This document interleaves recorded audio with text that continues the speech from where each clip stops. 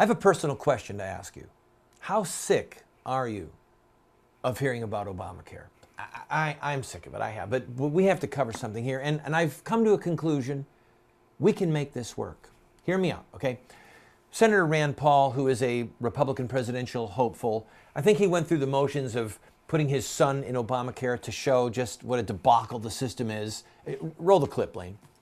Your opposition to Obamacare has been no secret, but I understand now that the issue has also become personal for you. Is it true that you've actually had trouble signing up for Obamacare and that you're not even sure your family is covered? At this point, I'm unsure, and the other day I actually tried to get my son signed up through the Kentucky Exchange, you know, that the Democrats have said is so good, and I have here my son's Medicaid card. We didn't try to get him Medicaid. I'm trying to pay for his insurance, but they automatically enrolled him in Medicaid. They wouldn't talk to us because they said they weren't sure he existed. He had to go down to the welfare office, prove his existence. Then the next thing we know, we get a Medicaid card. So really, most of the people in Kentucky are automatically being enrolled in Medicaid. I'm trying to pay for insurance and can't pay for it, and I'm uncertain now whether I'm enrolled in D.C. and or Kentucky, and it's a mess. I keep getting an error code every time I go in. It will not let me edit my policy to try to make sure that my family is covered. So, no, I think it's really, this is an unfolding disaster that I don't think gets better anytime soon. Okay, so there you have it. He tries to get his son insurance, ends up that his son gets put in Medicaid, and he's not in the system. And there's other reports about 100,000 people that have tried to get into Medicaid, but they can't be found, or they've got their card, but the system shows that they're not in the system yet. And frankly, it's a debacle. I get it. But listen to me. Listen. We can make this work. We can. I want you to think, first of all, the English have a single-payer system. Canada has nationalized health care. The Soviet Union had nationalized health care, and I'm sure they still have something like it in Russia. So it has been done in the last 50 or 100 years. So ultimately, at the end of the day, we can make it work at some level. But the thing that really gives me hope, and what I want you to think about, is this.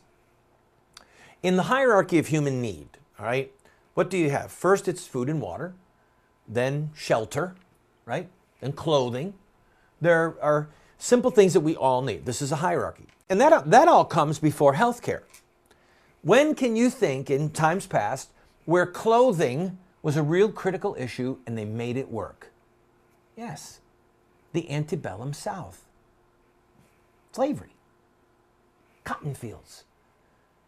Cotton is critical, or it used to be critical before polyester and stuff, but it was critical to the development, the manufacture of human clothing. And there was a lot of difficulty getting the cotton out of the fields. And so what did they do? Well, they kidnapped people from Africa and they brought them here and they forced them to breed and to create more slaves. And there were a lot of glitches in the system. A lot of the slaves, when they came over, they rebelled against the ship's crew and they killed them. So then they had to build these berths and they had to chain them up and they had to put them in these boxes. But over time, the slave trade perfected slavery and thereby was able to produce cotton and satisfy a basic human need for clothing. So, if we look at slavery and cotton, there is the template. Because a lot of people have been saying, well, this will never work. Can it work? Are we ever going to make it work? Well, of course you can make it work. If you can make slavery work, you can make just about anything work. All you have to do is have what Obama has, which is an ideological commitment to this agenda and the perseverance to see it through no matter what. All right? And friend, that's exactly what we have going on here. His commitment to health care and his commitment to make it work with slavery. I mean, if you were in England, you could say, I have a right to clothing. I need clothing. These slaves are providing a basic human need that I have, and I want it. So the fact that they have to work with the sweat of their brow to provide something for me that I need, well, that's just the way it is, all right? So remember, the essence of slavery is that you work against your will for the benefit of another. And you might be a well-fed slave. You might be one of the house slaves. Get to wear nice clothes, even a powdered wig. All right? You're still a slave, and the slave is providing a much needed commodity, something that's part of our fundamental needs, the stuff we need for clothing. So, if we could have slaves do it for clothing, why not for health care? Yes, we will persevere under Obama's flag, and we will provide health care no matter who we have to enslave to do it. The only problem is this: I don't want to be a slave on the federal plantation. Do you?